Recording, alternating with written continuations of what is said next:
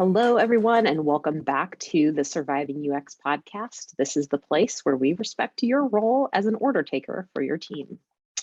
With me, as always, is Jessamine Edwards, and we don't have a guest today, but we are going to go through some hot topics that have been on our minds for the episode today. And first, Jessamine, I know that you are taking a little bit of a vacation, but not entirely a vacation, right? Because you're still working. So like, how is that when you're full-time remote, but you're not at home? Is it different? Is it like Mhm. better? Is it worse? Is it harder because you're quote unquote in a Yeah. vacation location? Let's call it the next best thing to a vacation. So I have the luxury and the privilege of being able to take advantage of a home my parents own in Florida. And so we've come down here for a couple weeks and I've set up my office here and I'm still working my normal schedule while my family Mhm. goes off and has fun every day.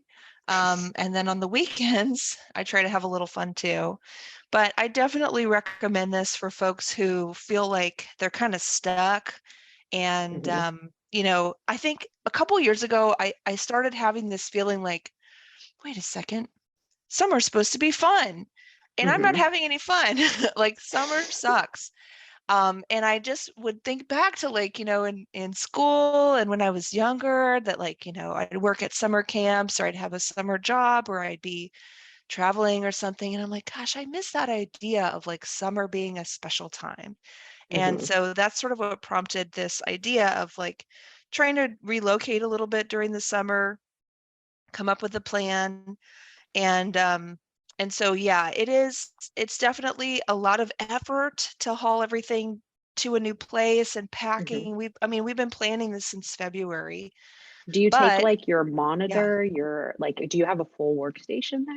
Full workstation. I last year I took my monitor. This year there's an extra monitor we found in the closet, so we made it work. Oh. But we got internet access, and I have a nice desk and chair, and so that helps a lot with the setup because it's just as nice as what I have at home, basically. So I have done it where I went to a beach house or something, and I used like a little wicker desk I found in a bedroom somewhere, and that wasn't quite Very as Florida. easy. Yeah, but yeah, I definitely recommend it. I feel just having the change of scenery, I think because you're working remote, you're usually in the same place every day, the same hours, and just to have a little bit of change of scenery, I think is good. It's a good break. Just the novelty of like, oh, look, there's a grocery store here that we haven't been to, and just little everyday things like that being different as it shakes things up and taking walks in different neighborhood streets, stuff like that. Really, really normal changes that are small, but it does Mhm. make you feel like your life isn't just a blur, because that Well, definitely happens. you're definitely inspiring me. I wish there was, or I'm dreaming about potential places that I Uh-huh. could go I could go to as well. Yeah. Maybe someday, maybe next summer. I've thought about like a house swap situation, like maybe trying to find somebody that I trust where I could like say like, hey, you come, you can stay in my house, I'll go to your house, and Hmm. we won't touch each other's underwear drawer or anything like that. We'll just set up shop and then we'll just have a different place to stay. And I did pitch that as a possible idea, because there are like house swap websites and things like that you can do. Yeah. But that idea did not take flight, so we are kind of sticking with the more familiar. But it is good. It is good. Nice. Nice. Well, I Recommend. guess that certainly is a benefit of some of this more work from home situation because there's of course tons of things that have been challenging about it, but if you can take a week or a couple days and be somewhere else and still get your projects done, like there might be some rewards in there for sure. Absolutely. Especially, I think it's becoming more common now. I've had people on the team and they all they do is they put like a little calendar thing that says working from, you know, this other state or this other country, and then they put their time zone, and that's really it. And other than that, you don't really feel a lot of effects as a coworker. I can't Hmm. tell if you're in Colorado or if you're in New York Cabo. or Exactly. I can't tell. The only thing I think that is really jarring is like if someone's like on the opposite side of the world and they're like, hey, I can only meet before noon or something like that. Then you're like, okay. But usually it doesn't even really affect me that much. Mhm. So and the people are so good with email and Slack and whatever. It doesn't really bother me. So why not? And now is the time with the weather getting better. I'm looking outside here, and the marine layer just burnt off, and now all I want to do is be outside and not having a work day ahead of me. All right. That was a very California thing to say. So I yeah, don't even know if people use the phrase marine layer marine outside of layer. California. The funny thing is I can see it like recede as the morning goes on. I can still see part of it, but the majority of stuff around my house is now blue sky. Nice. Anyway, let's get a little bit meta. One of the things I want to talk about today is a little reflection on some of our past episodes. There's just been a handful of things that I've wanted to touch on from past episodes that we haven't gotten a chance to because we've had so many great guests in a row. And one of these things has been my journey, my quest, my to try to get transcripts of the podcast available and created and then made them available. And this has been hard. Why has it been so hard? I've been really frustrated by this as a person who thinks of themselves as having an interest and also kind of a specialization in accessibility and been trying to be very educated on the topic and work within the concept of inclusive design and promote that. To have a podcast without transcripts has felt like just a missed step for me. And I want to tell our listeners that we have been trying. We have been trying. And so I'm happy to say that I now have placed a number of our transcripts up and are available. They're on a website that is associated with our podcast. We'll put that website link in the description of this episode so that you can check that out if you need to. I will say that some, but not all of our transcripts will be available there until I can go back to previous episodes and get those transcribed as well. So here's my summary on this. I don't understand why this has been so hard. Roughly speaking, like audio transcription is good enough now that it should just be free. Like, Mhm. I don't understand why this isn't just free. To me, it kind of feels like the same thing as, I don't know, like another accommodation that just seems so incredibly Yeah, obvious to provide to people as a free service. And table in all of stakes. my attempts to try to get our podcasts auto transcribed, which, to be fair, yes, I could sit here and transcribe by hand all of them as well. I'm probably not going to do that. But to have an auto transcription and then to be able to go back and correct things is, I think, the best kind of hybrid approach that takes the least amount of time and still gets you the output that you really need for the purposes of making the content available in another medium. Um, like, why isn't this free? Like, why isn't this free? And it is, yeah, and you're right. Like in a lot of tools, it feels like it should be table stakes. I don't know. Do you have any thoughts on that? Yes. I love that idea of it being table stakes. I think that ideally this would be automated and you having to even go back to your files and run them through a transcriber and get an output that you then have to post somewhere seems like something that should just be automated away, period. Any recording software should have this as an option.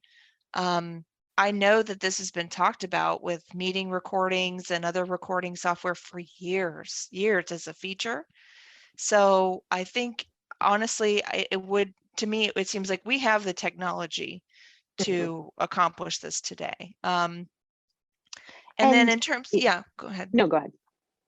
I mean, in terms of sharing the recording or sharing the transcription, what we found was that to do this was a lot of extra work on our part. It wasn't something that we could quite as easily do as we can, post an audio file. Posting a readable PDF or something like that was a Yeah. lot harder. I just thought that there would be like Yeah. a way to like publish it with the audio of the episode, and Right. just for the listeners out there knowing, like we're trying not to fund this with like a detriment to ourselves, because we're doing this for fun. We're doing this for for like as a hobby. So it's not as if we have a lot of funds to use a tool that is going to be able to do that. But I guess I just thought that that was going to be kind of like the world of podcasts, because I felt like and maybe I'm just like not aware of kind of the podcast like ecosystem right now, but like I just kind of assumed it was farther along in terms of helping creators make content available in an accessible manner. And so that was a little disappointing. The other disappointing thing or hilarious thing was that I am using a tool. It is not free to transcribe our podcasts, but it doesn't do a perfect job, because none of them are, and some of them are going to do a better job with different types of voices and accents. And of course, this is all part of a larger conversation around artificial intelligence and machine learning that is incredibly biased. But some of the hilarious auto transcription outputs I'd like to share with you, Jessamine. The first one is that sometimes it does not get your or my name correct. And many times when it doesn't do that, it uses male names like Mike or Justin. Justin, that's so funny. And it did make me ponder and think, like, yeah, that seems about right. When I hear people say the name Justin, a lot of times I'll turn around because it's close enough of a match to my own name that my ear is like tuned to it. But yeah, I believe it. I just think how many times our smart speaker at home, I'll talk to it and it doesn't hear me. So my husband has to repeat what I've said, basically, in order for it to hear it. That's like, I would say that's 75% of the time. Yeah. And I was a little worried how it would handle, because last episode we had four speakers, and we were all female voices. And I was a little worried about how it would pick it up. It actually did a fairly good job, except it thought there was a fifth speaker as well. So when I went back through it, there were 5 speakers instead of 4 that it identified, which I don't know why it did that. Okay, but here's the most hilarious auto transcription mistake that it's made. It thinks the name of our podcast occasionally is Surviving Your Ex. Fun. Hey, you know what? I think there's a similar skill set there. Right. So anyway, we could start another podcast on that topic. Yeah. All right. Well, we should move on to the next 2 topics of thinking back on past episodes should be pretty quick. One is that we got some listener feedback that was reported back to me. Somebody asked me, what is a PM? And it made me think maybe we don't do enough to explain our acronyms or insider lingo. And so first of all, PM is usually a product manager. It could stand for other things as well. But just to clear that up, that's what it typically means for me. Is that what it typically means for you, Jessamine? Yeah. Okay. What do you think? Do you think we do enough to explain acronyms or insider lingo? I feel like I don't do enough of that in my day job, let alone here. Probably not. I mean, now that you're getting that kind of a question, I think we'll try to do a better job. So I'm glad you brought it up. All right, and the next one is just a little bit of a correction on the episode where phenomenology was mentioned. I thought maybe it was kind of misstated that it was a post a positivist approach. It would be more in the post-positivist category of things, but it also led me down an interesting like conversation with a couple of my friends, in fact, people who've been on the podcast before, about this topic, because I hadn't really heard about it, and it comes more from I believe from from philosophy, and I think that's super interesting. So if you're interested in that, check it out. It's definitely not positivist, but it is a very cool and interesting way of looking at the world and discerning how people interpret the world and how we make sense of it.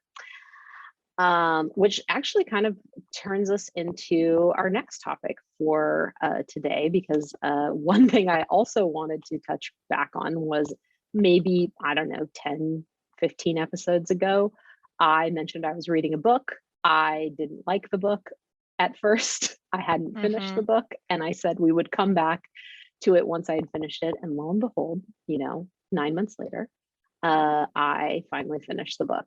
So that book was Think Again by Adam Grant, and I did find something pretty useful for UX in it. I wanted to share with you, Jessamine, get your thoughts on it as well. Yeah. So, like in the book, there is a whole chapter about motivating people to change their beliefs, and in this chapter, the whole main topic is vaccines. And what is crazy is that I'm pretty sure this book was written before COVID, and also even though it was maybe published later, so that kind of, I think there are some references to pandemic stuff that maybe got inserted later. This whole entire chapter is written more about vaccines, for young children, around measles and things like that, because obviously anti-vaxxers have been around since prior to COVID. So super interesting to read it through that lens, because now we have COVID vaccines as well.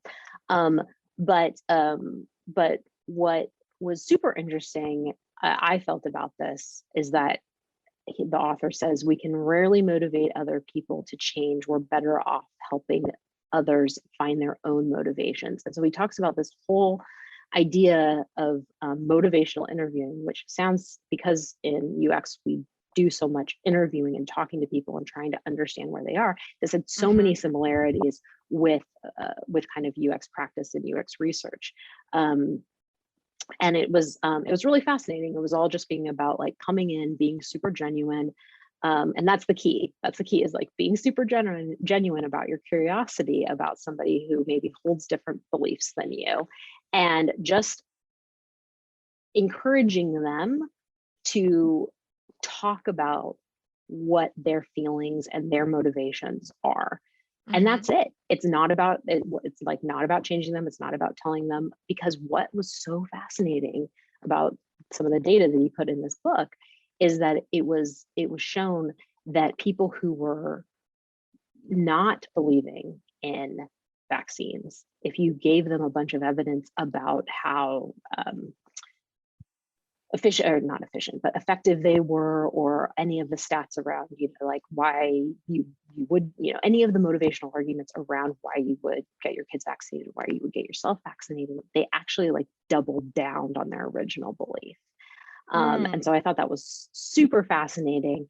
And also, like I said, had this motivational interviewing technique had a lot of overlap with what we do, not only with understanding people's behavior for building good experiences, but also I'm also starting to think about how I could use this in my day-to-day dealings with my colleagues and partners at or in your organization on projects that you're working on, because sometimes you really are coming at it from a different perspective of well, we need to do this project because we need to bring in X amount of money, or we need to do this project because we really need to not make it so terrible for the users. And sometimes those things are so incredibly at odds.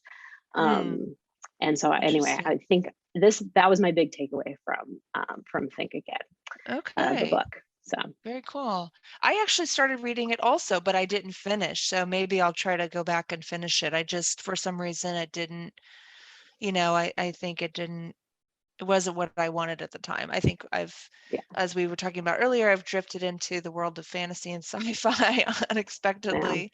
So I'm solidly over there. But I think when you talk about motivation, I think this is interesting because for me, I have had some opportunities lately to work with younger or more junior designers, or even just peer designers who are just as experienced as me, or if not more so, in a couple different contexts. One is design system enforcement, governance kind of thinking. So, one of the biggest risks when you're in that role of, hey, let's enforce the design system here, is being a big killjoy. Someone's got a cool idea, they've tried something interesting, or they're just, kind of fumbling around for a solution, and they've come up with something that they're happy with, and they've tested it even, and it tested well, and they're like, what's the problem? And you, as a design system person or representative, is sort of in this role of like, well, there's actually a pattern for this, and you should try to use the pattern if you can, and chuck out your fancy idea. And it can be a really frustrating place to be as a creative. And but at the same time, when you see people try to go off on their own, and instead of reusing what's already there without like a strong rationale, I think it's hard to cut through their excitement. And they're excited about their work, they're excited, they believe in their work, they believe that their work is is well done, and you're sort of this person who's come to tell them, get back in line. And it's like, well, being consistent isn't always a really compelling argument. Well, you're going to be inconsistent. Well, who cares? I don't care. I'm not looking at those other pages or those other sites. What do I care about being consistent? So that's not really a motivator. I think that, yeah. Well, I think I think that what I'm interested is to see if this can work for some of those like or not even interdisciplinary, because you're talking about within a discipline, but like those just like inner colleague, conflicts, for lack of a better word. I'm wondering if this will help. What the key though is that that is talked about in the book is that you really have to come off as being like genuinely interested in their point of view. And I think that's extremely hard if you're already like, if you already have your own opinion, or you already have worked so hard towards building a design system, or you are, or you're just fed up, or it's just the end of your day, and you just don't care. And one of the things that they talk about in the book as well is that people can detect like hints of influence, like when somebody's trying to influence you, like people are good at sussing that out. And absolutely.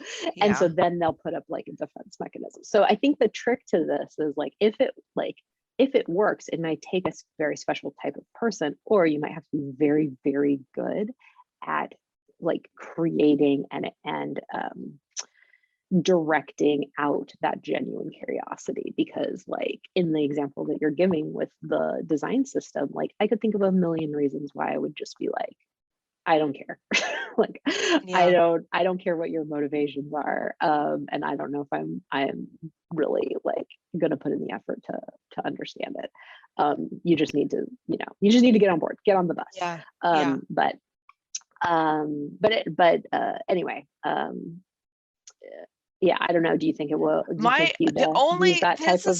This is the thing. I've had a couple of, tough conversations in the past weeks with coworkers who, for one reason or the other, what I was trying to say to them, they weren't agreeing with it. And I said, when it gets to a point where I've tried to convince somebody and you can tell they're just not buying it, I say, okay, I tend to like sort of let go.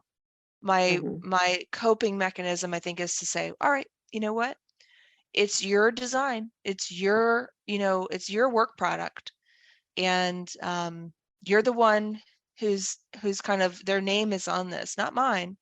Mhm. So ultimately, you're responsible for this. I'm giving you this feedback. You can take it or leave it, but I'm trying really hard to get this across to you. And that's the only coping mechanism I have, because I have not ever really been in a position where I have so much authority I can be like, stop what you're doing Mm. and do it the way I'm telling you to do it. I don't have that authority. I never have. I maybe never will. And I Mhm. also don't think that, I don't observe many people using that leadership style at all. I don't Mhm. really see it. What I do see is more like, here's a rationale, and I've heard people say this before, I'm not the police. Mhm. I feel like I do want to be the police sometimes, but I guess the thing is like, after that conversation is over, the person is still going to do what they want to do. You're not going to ever be able to really make people do something. So the best you can do is say, hey, it's really in your hands. The decision's really in your hands. Are you going to be a one-off, or are you going to conform? Are you Mhm. going to, ship this thing that we've told you is difficult to read or difficult to use? Or are you going to try to do another revision on it?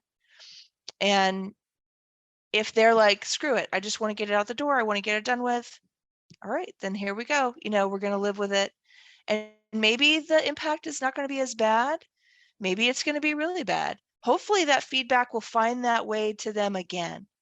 Hopefully they'll have enough Mhm. of an ear to the rail that Yeah, they'll realize their mistake. yeah, and you'd think that if it is something worth changing, that it would come up from other avenues, not just one, and then the repeated impact of that hopefully will Yeah, take we'll wear them some down eventually. some impact Right, over time. Yeah, right. yeah. Yeah. Because at the end of the day, you think about your relationship with the people you work with, and you don't work with people forever. People come and go into your work life. And what's the impression they're going to have when they think about you, after they have moved on? Or, have you left an impression on them where they're like, that person was amazing. They would stand up for things. They would stand up for usability. They would stand up for accessibility. They didn't buy all the the bull crap, whatever arguments people would throw their way. They didn't buy it. And they always stood up for what was right.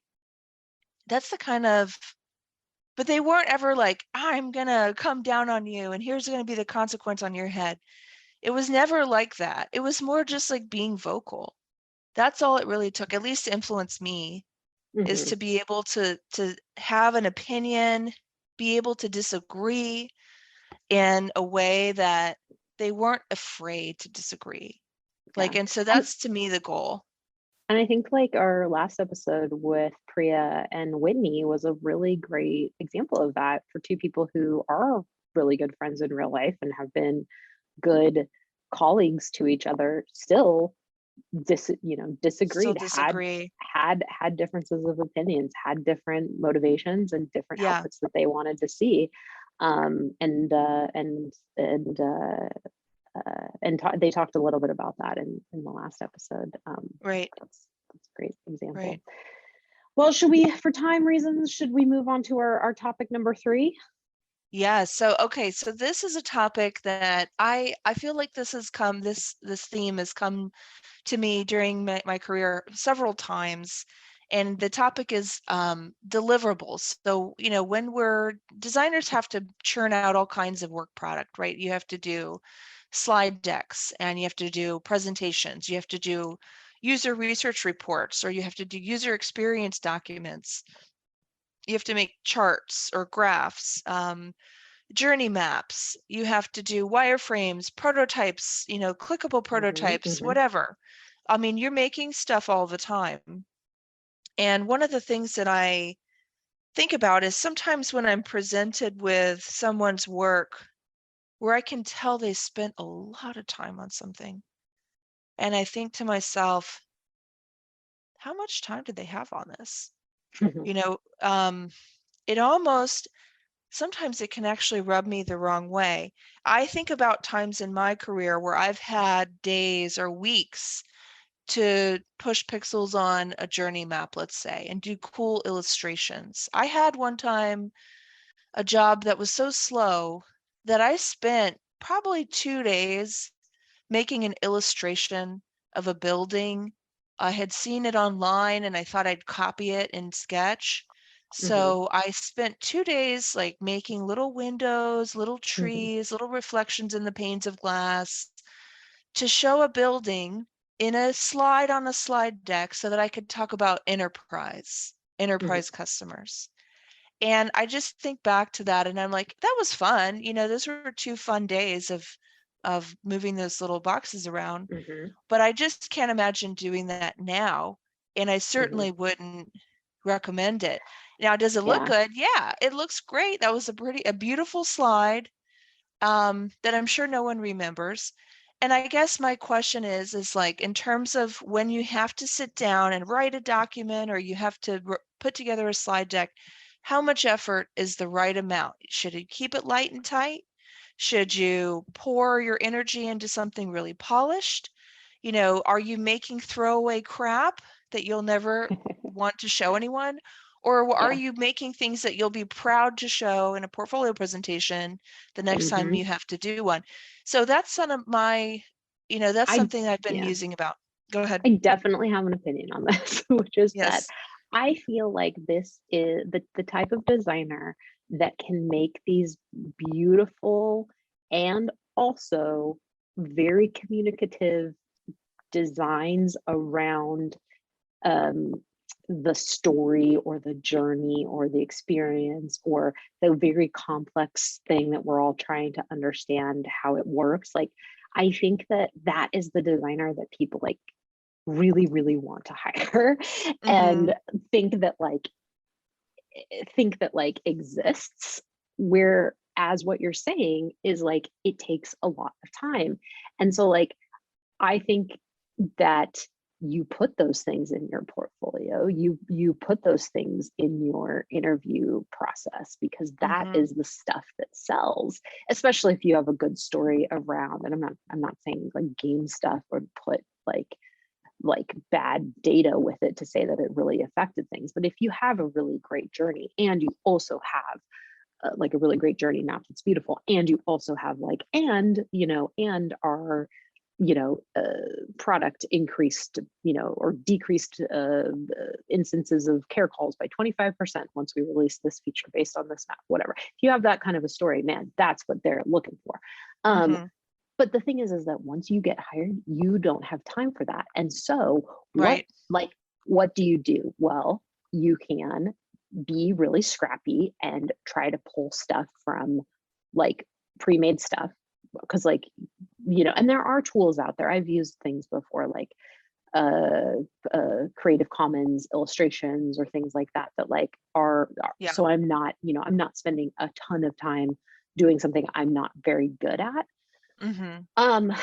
But I honestly kind of have come down on the side of like, what is the bare minimum for us to get on the same page? I Move don't care how forward. crappy Yeah. it looks.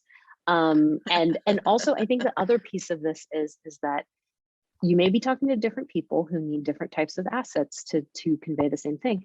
You may be talking to the same person who needs 2 or 3 different ways of communicating it before you guys get on the same page. And like then you're talking about taking the same content and making it 2 or 3 different times, and you cannot make it beautiful every time.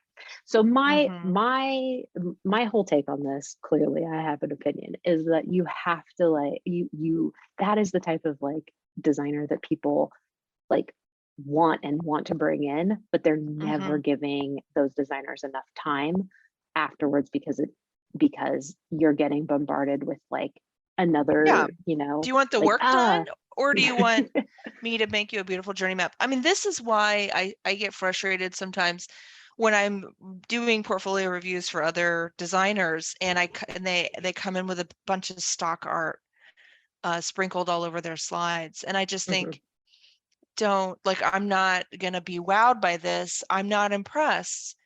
I care about what you do. I don't care that you found Ooh. something cute online and slapped it on the slide. If you do that once or twice, fine. If you're trying to get a point across, if your whole portfolio is, stock illustration and stock art, it's not a portfolio presentation anymore to me. Mhm, You're just making a presentation, and I am not seeing what your skills are. If your skill is finding mm. online artwork, we don't need that, you know? So I get annoyed by it a lot of times if I see it. If you've taken the time to make illustrations, to me, that means you're not very busy. You've got time. And these projects, like the pace that you're working at is not demanding. You're Yeah. not You know what? spending time on your actual deliverables. You know what skill I love that I think I wish I was better at that would fit this perfectly is um like comic type illustrations to like tell a good story that you could kind of like sketch out fairly well. In my mind, I think they get sketched out fairly quickly, but I'm sure that the Yeah. people who are very good at them, it takes them time as well. But that would be a cool skill See, I'd love and to that's the learn. kind of stuff I did in school. We Hmm. did a lot of that, a lot of comics. And then when I started working, I had some peers who'd spent a lot of time doing that kind of thing. And I honestly thought that was really valuable to my team until I Hmm. realized that it wasn't valuable to them at all, that they can't consume Mm. that, they don't care. And it's really just something for you to show off to other designers, for you to ooh and ah over each other and fawn Oh. over each other. But an engineer can't turn that into a product for someone to use. No, So, no. you know, I mean, that's the thing, like all these kind of like the sketchbook and everything like that, there's a place for it. And it's if you're in that visioning space, Hmm. if you're in that really visioning space, but that's not where I am most of the time. 99% of the time, we're shipping shit out the door.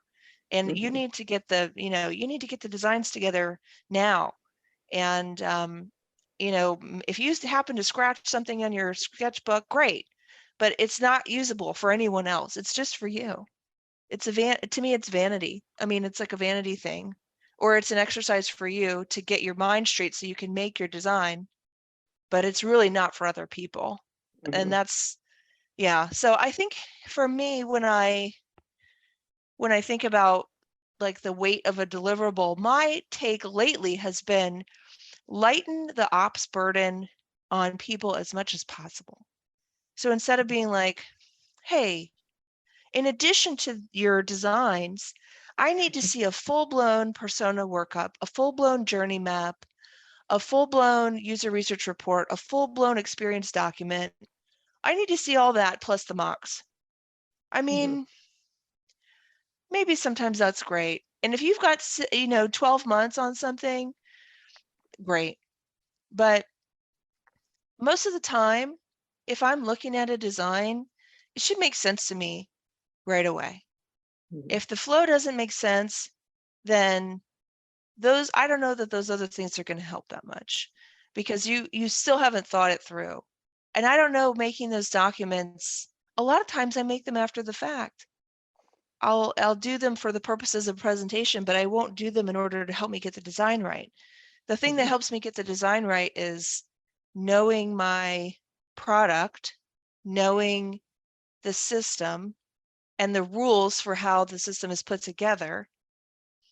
And when you add something new to the system, how does that, where does it belong? Where does it go? And that's not necessarily, I don't know, doing these other things isn't necessarily getting me there. It's very mental. And I don't know. I guess there's definitely benefits, but I'm definitely still a fan of keeping it light. Keeping it Keep it light. light. Keep it Yeah. light. Ugh. Well, we are going to wrap up here. We're going to take a bit of a summer break on recording, but we should be back to celebrate our podcast 1-year anniversary. And in the meantime, if you need advice or just sympathy for your UX career, or if you know of a better way to do podcast transcripts, please write to us at survivingux@gmail.com.